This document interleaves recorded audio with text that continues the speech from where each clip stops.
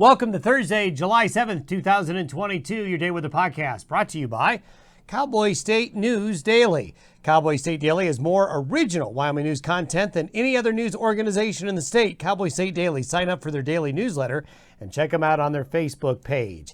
Typical July weather. It's just really textbook weather coming our way over the next several days. First of all, deep monsoon moisture is around for another day. Then it begins to thin out again. We do need to watch out for severe weather again. We've had some really heavy rain and some large hail with these thunderstorms in parts of the region. Not everybody, but some folks have seen quite a bit of severe weather. Summer sizzle coming this weekend. Be ready for some heat. East of the Divide thunder returns early next week. After a hotter, drier weekend of weather, we do see thunderstorms by early next week, but mainly along and east of the Divide. I did show you this graphic yesterday about a severe thunderstorm Tuesday evening, a supercell that developed south of Douglas, Wyoming, and traveled into northwest areas of Nebraska. Shortly after I did the podcast yesterday, I was made aware of a giant hailstone that came in right here where you see the higher returns on the radar. We had a hailstone that was over 4 inches. Over 4 inches and a quarter inches wide. Dan Fitz, storm chaser extraordinaire out of Scottsbluff, Nebraska, finding this very large hailstone. Think about that coming through your windshield or banging on your house. It's that time of year, folks, and we're not done with the hail season, just getting started. Great shot out of Sioux Falls, South Dakota. You can see the green there in the clouds. Now, one thing that'll happen with these severe thunderstorms is they'll get these hues of green or blue sometimes, and a lot of times that's an indication of hail. With the sun angle just right, sometimes that sun goes through the ice and the clouds and the hailstones, and you can get these different colors reflected and can give you some really eerie situations. Now, as we look at the satellite photo today, a couple of things to point out. You can see the drier air expanding over southern Colorado and areas west of the Divide right here, while the deeper subtropical moisture is getting shunted further to the east into the Corn Belt and Midwest. But we've got this patch of subtropical moisture here, good moisture here as well, across the Pacific Northwest and parts of the Northern Rockies. This is the drier air right here that's going to be coming on in to some extent tomorrow, but certainly by the upcoming weekend. The subtropical moisture is going to bring some needed rain to the Corn Belt and parts of the Midwest and Northern Plains here over the next couple of days.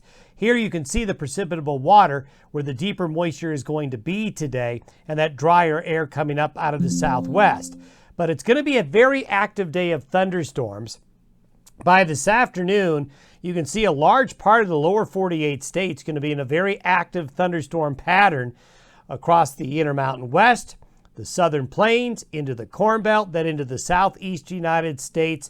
So if you're trying to fly across the country, going to be a little bumpy today across the nation's midsection. And you can see here where the highest risk of severe weather is going to be. You can see this is a lot of real estate here in the yellow and the darker green areas where there's going to be some active weather today. All due to that subtropical flow because the high is right now over the southern plains. But look what happens as we go forward.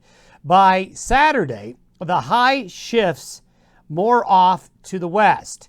And then by Monday, it goes even further west.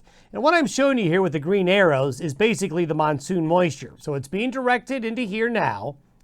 By Saturday, it gets shunted and will stay down into Arizona, New Mexico, and into maybe the deserts of Southern California. That's where the better moisture will be shunted. But what will happen early next week as the high goes further west is that subtropical moisture gets pulled around the high and brought in from the northwest. And that's why we're likely going to see thunderstorm activity picking up again in this area here by Monday, Tuesday, and Wednesday of next week. But starting tomorrow, there'll be a big decrease in thunderstorms. And for the weekend, thunderstorms are just going to be isolated. The heat and the high pressure will really dominate. Now, as we go out farther, we talked yesterday about that July 18th, July 20th time frame. With high pressure shifting back to the east again, that door opens and that green arrow showing the subtropical moisture comes back in again by that third week of July. A La Nina update for you. The latest sea surface temperature anomalies continue to show the strong La Nina for this time of year continuing out there in the Pacific. Notice these little orange patches here. these are water temperatures warming up along the equator with that sun angle warming up the water. This is to be expected. But boy, just a very robust La Nina continuing now right into the teeth of summer. We have seen some moderation of sea surface temperature anomalies up here in the Gulf of Alaska and the North Pacific. That's a change from where we had this spring, where we had a pocket of cold water up there.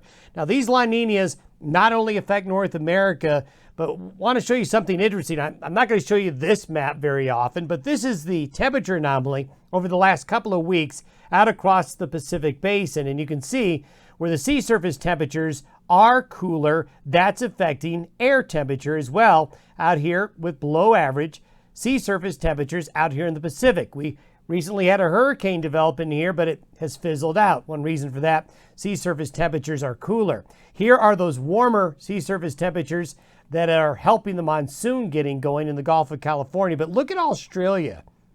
Australia now getting into the heart of winter. They are experiencing one of their coldest seasons here in a while down under. Something to keep an eye on. Have yourself a great Thursday. We'll see you tomorrow.